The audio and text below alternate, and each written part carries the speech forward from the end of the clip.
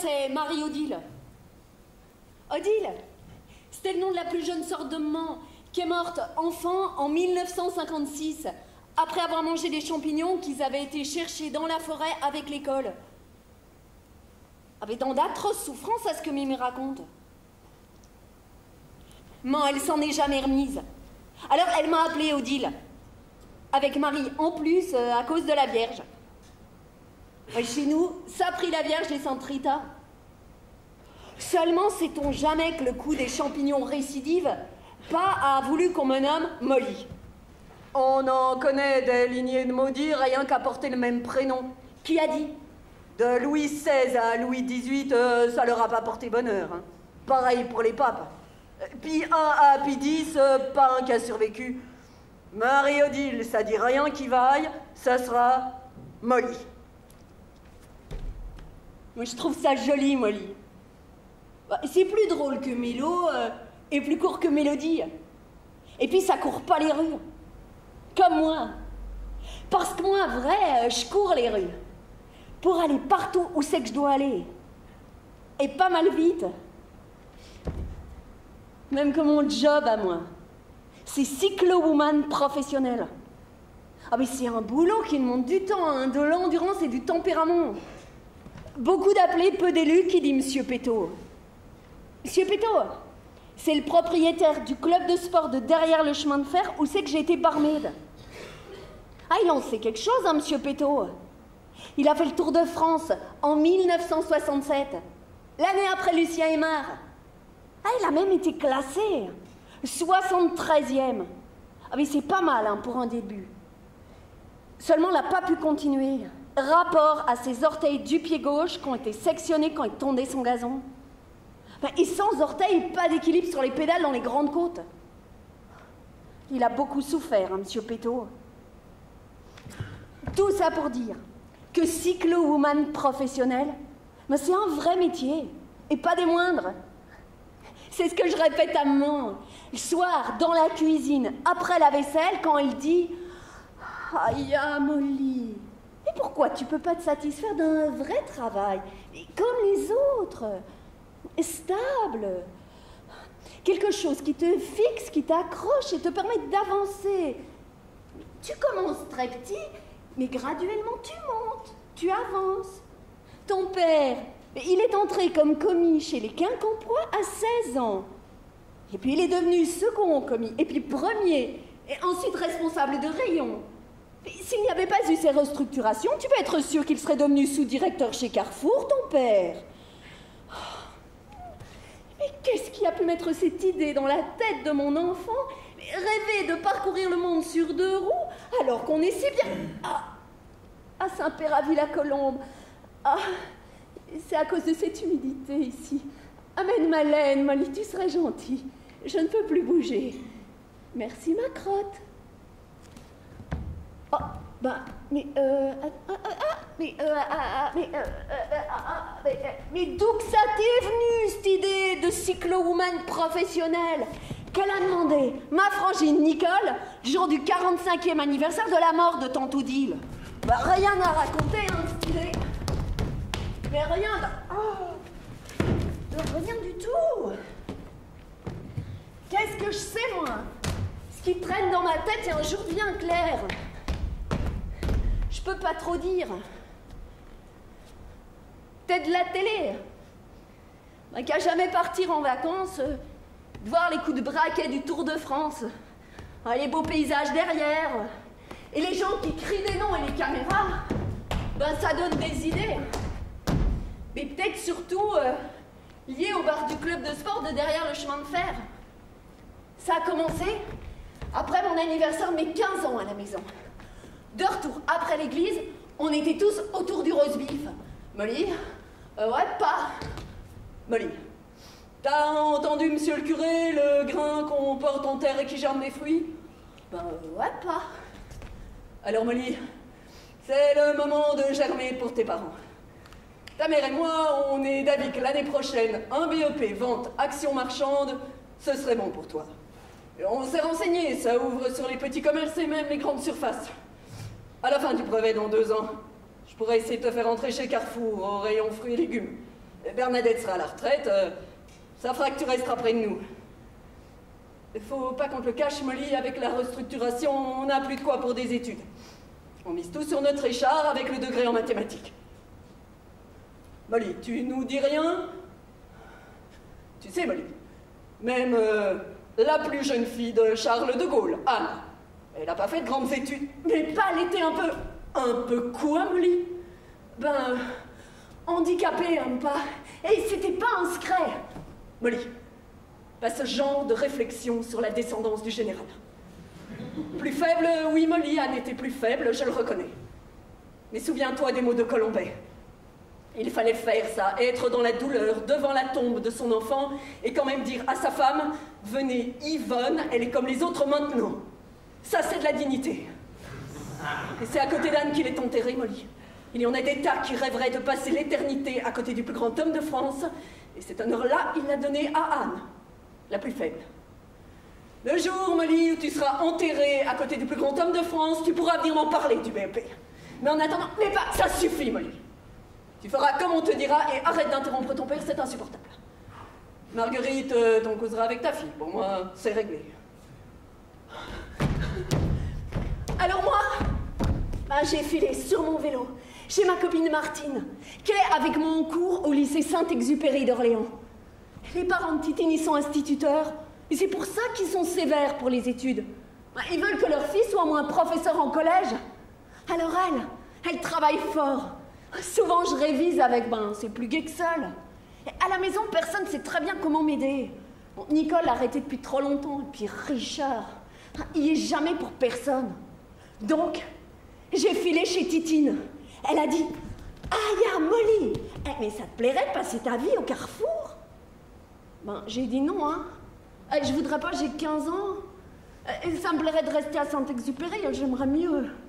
J'ai pas envie de finir comme mon père en kiwi les bananes. Que je voudrais quelque chose d'autre de grand, que je sais pas quoi. Hein. Mais je crois que si j'arrive pas au bac, il m'arrivera rien du tout. Elle a dit, si c'est un problème de sous, Molly, y a plus qu'à en trouver. Et tu resteras avec nous au lycée. Ton père, il pourra pas refuser si on trouve les thunes. Alors Titine et moi, on a cherché comme des malades. Elle a été batte pour ça, Titine. Mais quand elle avait décidé de se mouiller, elle se mouillait. On a cherché dans tous les genres. Ménage, livraison de produits à domicile, entretien, aide à la ferme, jardinage, peinture. Mais soit je convenais pas, trop jeune, soit le travail était pas assez régulier. Donc, on n'avait rien. Alors un soir, 15 jours avant la date du début du BEP, on est passé au bar du club de sport qui venait d'ouvrir, juste derrière le chemin de fer. Le père de Titine, Michel, il nous avait donné des sous pour qu'on prenne une bière, mais tellement qu'on n'en pouvait plus de chercher, de rien trouver et de voir le temps qui passe. C'est là que je l'ai vu, Monsieur Péto, pour la première fois. Derrière le bar, en costume très chic. À servir nos bières, il s'en mettait plein les manches. Et les verres débordaient, on aurait cru un vrai bain mousse. Alors Titine et moi, on s'est mis à rigoler. J'ai dit à Monsieur Péto que j'allais lui apprendre comment s'en sortir, sinon ça lui ferait une blanchisserie par jour. Et j'ai montré, verre incliné sous la pompe et juste la mousse comme il faut.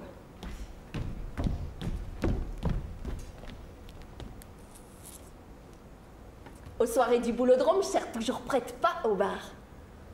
Alors Monsieur Péto, il a eu le flash. Il m'a fait... Oui, chercher une barmaid en appoint, celle que je ne peux pas tout assurer à la décosse. Bon, évidemment, je peux pas te payer un salaire avec des allocations, mais si ça te dit de travailler au noir le week-end, certains soirs de semaine et pendant les vacances, tu t'en feras de l'argent de poche. Ah de toute façon, monsieur, moi, j'ai 15 ans, je peux pas avoir de salaire. Raison de plus. S'il y a un contrôle, t'auras qu'à dire que t'es ma filleule. Alors, mais ça me dit, monsieur. Tu t'appelles comment? Moi, c'est Monsieur Péto. Moi, c'est Molly, Monsieur Péto. C'est joli, Molly, ça court pas les rues. Allez, les filles, les bières, c'est la maison qui les offre. Au retour, Titine et moi, on zigzaguait sur nos vélos tellement qu'on était contentes. À hauteur du cimetière, elle a fait « Aïe, Amélie! Hé, regarde le soleil! J'ai répondu que c'est beau. La première qui grimpe jusqu'au rouge du soleil, tu vois là-bas, au gros chêne, elle peut faire un vœu. Ça te dit, Molly? Ça roule. 3, 2, 1, parti.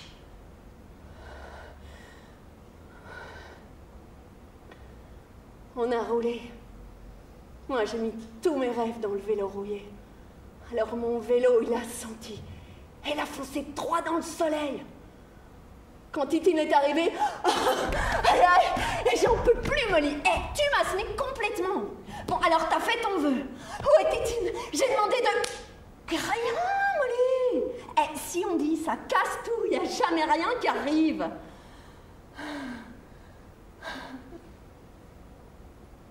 C'est quelques jours après ça a commencé son mal de tête. Le père, il a bien pris l'histoire du bar. Il a dit... T'assures, tu viendras pas pleurer après. Pour moi, vendre des melons de Cavaillon, du houblon ou de la flotte à bulles, c'est pareil.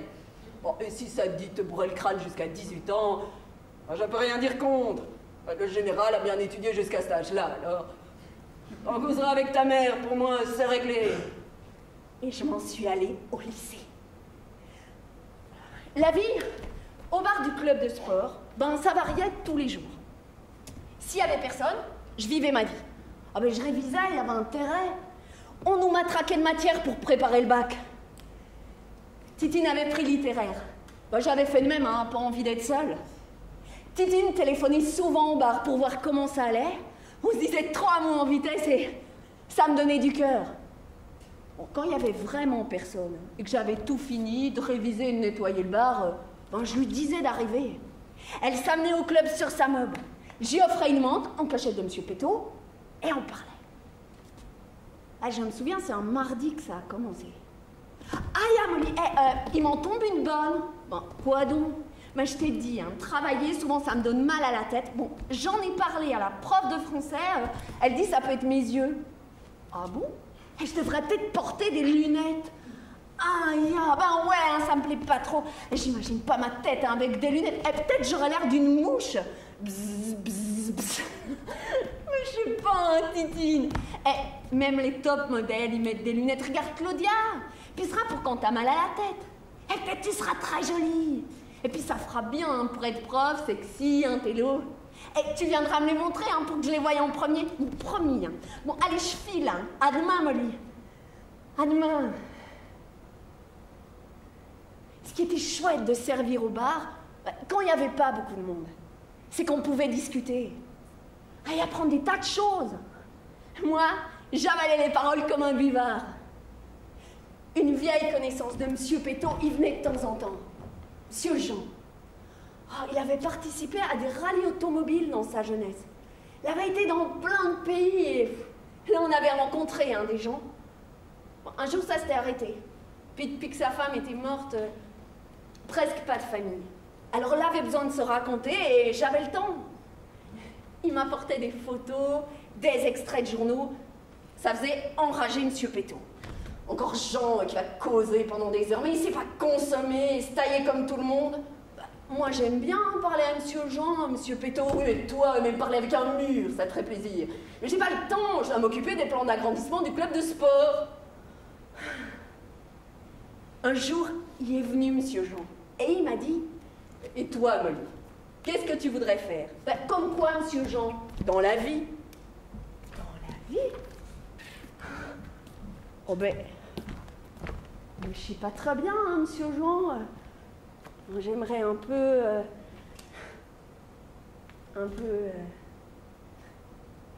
comme vous, M. Jean. Voyager, faire des défis, tout ça. Mais je sais pas trop. Pour le moment, je prépare bac littéraire avec mon amie Titine qui voudrait être prof de français en collège. Bon, un peu pour la littérature, beaucoup pour être avec elle. C'est bien. C'est important, l'amitié, Molly. Quand on avance dans la vie, on s'en rend compte. Si un jour tu as besoin d'aide, Molly, tu n'hésites pas à me demander. J'ai du temps pour ça. Tu comprends, Molly? J'ai compris, M. Jean.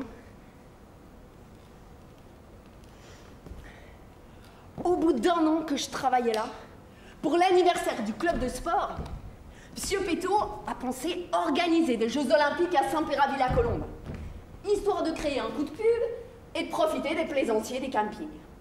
Dans tous les environs, de Beaugency à Vitriologe, de Saint-Laurent-des-Eaux à Artenay, on ne parlait que de ça. Péto's Olympics. Ça faisait chic. Au programme, tournoi de tennis, match de foot, athlétisme, volley et surtout le Tour de Saint-Péraville-la-Colombe version 2 roues. Monsieur Péto disait même que Richard Virenque viendrait remettre la coupe. Après, on achèverait tout ça par un grand bal. Ça me plaisait bien, moi, ces préparatifs. Mais tout le monde avait des choses à se raconter pour vous dire. Même notre Richard, il s'était inscrit au concours d'athlétisme. J'étais en renfort du bar pour pas changer. Sauf que la veille du coup d'envoi de nos jeux, Monsieur Péto, il s'est engueulé avec sa douce à la fermeture. Mais c'était pas coton. Bon, il lui avait remis toute la soirée sa prestigieuse carrière sportive. Elle en avait par-delà, hein. Quand Monsieur Péto s'y met, il faut un bazooka pour l'arrêter. Alors elle a dit que c'était pas étonnant qu'il ait été classé 73e au Tour de France, il était même pas capable de tenir le guidon de sa tondeuse. Il lui a répliqué que sans lui, elle serait toujours dans le fond du trou. Elle a répondu que ça servait à rien qu'il fasse le fanfaron, hein, vu qu'il était même pas capable de lui faire un petit péto. Là, Monsieur Péto a pas aimé.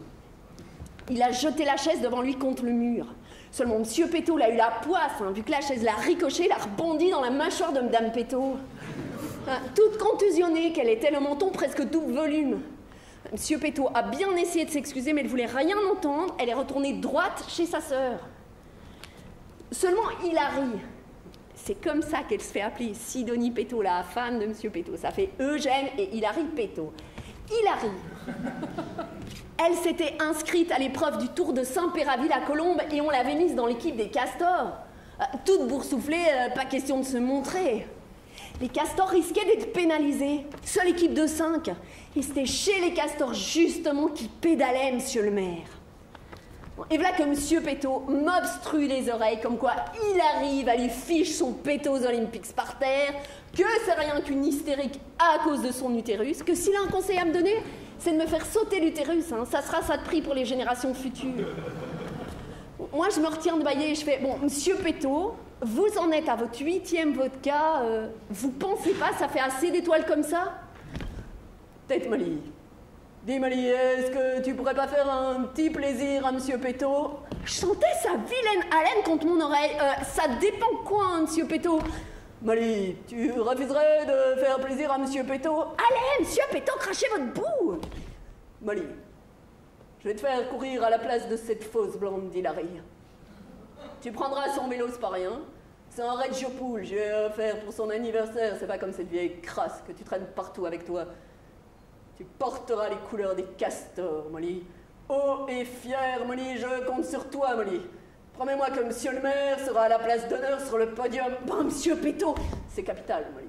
La construction de la nouvelle piscine olympique repose entièrement sur tes épaules. Tu comprends ça, Molly? Je suppose j'ai pas trop le choix, Monsieur Péto. Merci pour ta générosité, Molly. Je sais ce que c'est, moi, la générosité, Molly. À votre service, hein, Monsieur Péto. Et 13 heures plus tard, ben, j'y étais sur la ligne de départ. Je l'avais dit à personne. Bon, sauf à Titine, évidemment. Ah, il y a Molly Haynes, c'est incroyable ça. T'as pas peur? Ben un peu, hein. Courir devant tout Saint-Péraville-la-Colombe. J'espère que je serai pas la dernière. Mais la dernière, toi, Molly. Eh, mais tu te rends pas compte, t'as un super entraînement. Eh, tu roules toute la journée sans même t'apercevoir. Au lycée, 10 km aller, 10 km retour, le trajet du bar jusque chez moi. Et puis tu te souviens de notre course dans le soleil. Mais tu te placeras bien, je te jure. Tu viendras me voir. Oh non, Molly, je peux pas. Ah, c'est toujours ces histoires de lunettes, bah ça marche pas si bien que prévu. Hein. J'ai encore mal à la tête, puis à des moments, ça se brouille, comme perd l'équilibre. L'ophtalmo a dit qu'il faut faire des contrôles, hein, on sait pas trop. Alors, on monte à Paris. Je courrais comme si t'étais là, hein, Titine. Bon, essaye de prendre une photo de toi et Monsieur le maire, hein, ça serait drôle. Je demanderai à Richard. Bon, si t'attends, tu passes à la maison. Eh, je te filerai mon blouson et ma casquette comme ça. Tu seras la plus belle cycliste de tous en Péraville-la-Colombe. Ok, à tout à l'heure. Et on s'y est retrouvés.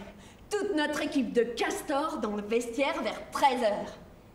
Il y avait monsieur le maire, bien évidemment, avec l'écharpe tricolore autour de la taille. Rémi, notre boucher sur la place. Et Célim, et l'attaquant du club de foot. Du côté des femmes, on avait France, la prof du cours d'aérobic, et Josie, c'est l'ex du fromager, que lui, ça faisait 2 ans qu'il s'était remis avec une jeunette, que dans tout Saint-Péraville, on disait qu'elle avait été salaud d'avoir planté sa femme avec 3 enfants. Notre directeur sportif, c'était bien. C'était monsieur Jean. Oh, il était venu avec plein de produits pour les cyclistes. Des pâtes qu'il avait préparées en sucre lent, des barres de céréales, de l'eau sucrée, des fruits secs. Ah, il nous donnait plein de conseils pour pas forcer durant ces 90 km. On était assez motivés, on s'amusait bien.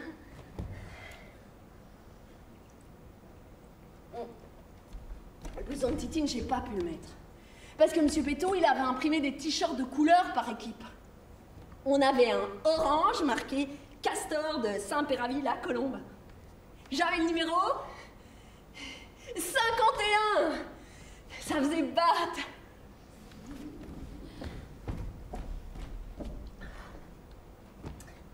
Et on s'est tous retrouvés, les 60, en 2 lignes au départ. Les femmes devant, avec M. Péto en costume 3 pièces qu'il sera à l'étouffer. Il devait dater de son premier mariage. Un coup de sifflet, et nous voilà sur la route.